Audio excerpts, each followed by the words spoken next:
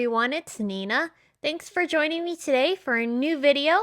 And today I'm going to be featuring some products from Honeybee Stamps, and I'll show you how I colored these beautiful In Full Bloom Florals, which is a stunning stamp set. I'm starting off by prepping the surface of my project with a powder tool. This will help keep down any static cling that might be on the paper when I go to emboss this flower frame. I'm using some Simon Says Stamp Antique Gold Embossing Powder to emboss these beautiful flowers. And after adding the embossing powder, I'll use my heat tool to go ahead and set the embossing powder. Once the embossing is done, I can work on coloring. Now, if you don't want to use Copics, you could definitely use colored pencils, watercolors, or whatever other medium you prefer to use. I'm going to use Copics today, and if you're wondering, yes, you can Copic color with your markers when you have an embossed outline. The key is you want to be careful. In most cases, you're probably not going to damage your marker, but if you're really worried about getting any of that embossing powder on your marker, just brush your markers off on a piece of scratch paper after you're done your coloring. I'm being careful not to color over the embossed lines too much and instead just working around them. The embossed lines really gives your Copic coloring an elegant feel.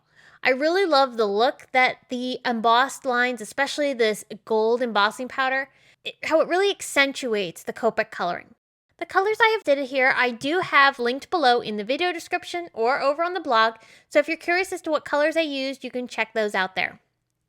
After I colored the flowers with a variety of purples, blues, pinks, and of course green for the leaves, I'm going to bring in the coordinating die set and cut the image out.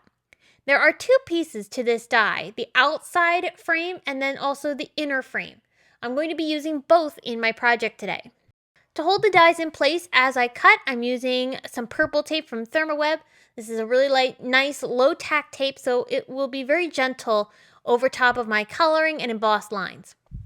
As I remove the dies from my paper, you're going to see how stunning this frame looks with the beautiful Copic coloring and the embossed lines.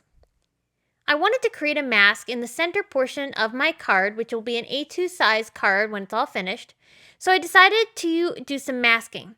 Using some Gina K Designs masking magic paper, I will align that into the center portion of my frame, so that way the center portion of the frame will be completely white, while the outside edges of the frame will have a beautiful pink glow around them.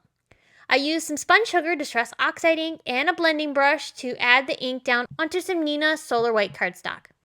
Removing the mask reveals that crisp white area, which is perfect for stamping. I'm going to add my frame over top of the ink blended area, and my sentiments are a combination of both embossing and stamping with oxide inks. So I stamped the kindness message in the center, and then I embossed a sentiment onto some blue cardstock, which I then fussy cut out into a banner shape. To embellish the card, I used a few Moonshine sequins, and these really add some nice shimmer and shine to the finished off card.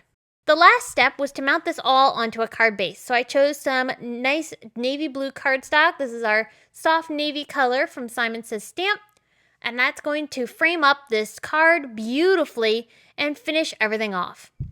I hope that you were inspired by today's card to maybe try out the Copic coloring with embossing. I think it's a really great way to add a new look to your Copic colored images.